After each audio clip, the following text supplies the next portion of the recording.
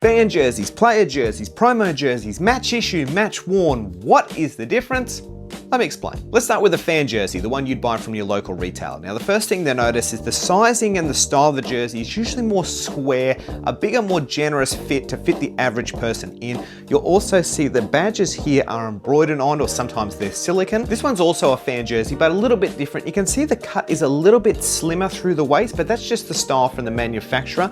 You'll also notice it has this little special numbering down the bottom here, but that's just kind of like a special fan edition issued by the club, not player issue. Speaking of player issue, this is what we're talking about. This is the Dragons 2025 Indigenous player kit. Straight away you may see a couple of differences. Inside the back of the neck here, you'll notice this black pouch. This is called a GPS pouch that sits just inside the neck. It has a little pill placed inside that tracks the progress and the positioning of the players, their speeds, all that kind of data the club want. On top of that, you'll notice the cut of the jersey is quite slim, tapering from the armpit down to the hem, make a really tight fitting jersey. Another detail is that the badges on these jerseys are sublimated. They are printed into the fabric, not stitched on top. And on the chest area here, you may notice some shiny sections. These are called grip tabs. They help the ball stick to the player's chest as they're playing the game. One last thing with this jersey, if you turn over the back, you'll see it is blank, no number there. We'll talk more about that in a second. A slight variation on player jerseys is sometimes called pro version or player cut, and then there's also promo jerseys. Player cut or pro version jerseys are almost the same in every regard, but usually lack those finishing details, like the GPS patch. Some clubs like the Roosters and the Warriors have made versions of these available to buy for the public online in the past. And a slighter twist away from that again are the promo jerseys. These ones are made very similar to the players, but they just have promo aspects that are made for advertising, sponsors, or giving away. Now, the next step up from that is what is called match issue. These are jerseys that we know are going to be worn by players on the field. The main telltale signs here in newer jerseys are that GPS pouch and the fact that it has a number on the back. But the specialness of these jerseys can rise again if we know exactly who it was issued to. This Canberra Raiders jersey was issued to Raiders front rower Dunamis Lui. We know that not only because he signed the back here, but the tournament was quite short and players were issued the same number throughout. Dunamis was number 8. In a similar story, this jersey was issued to Tigers front rower Avasi Manafanai. But while it's his match issue jersey, was it worn on the field? No.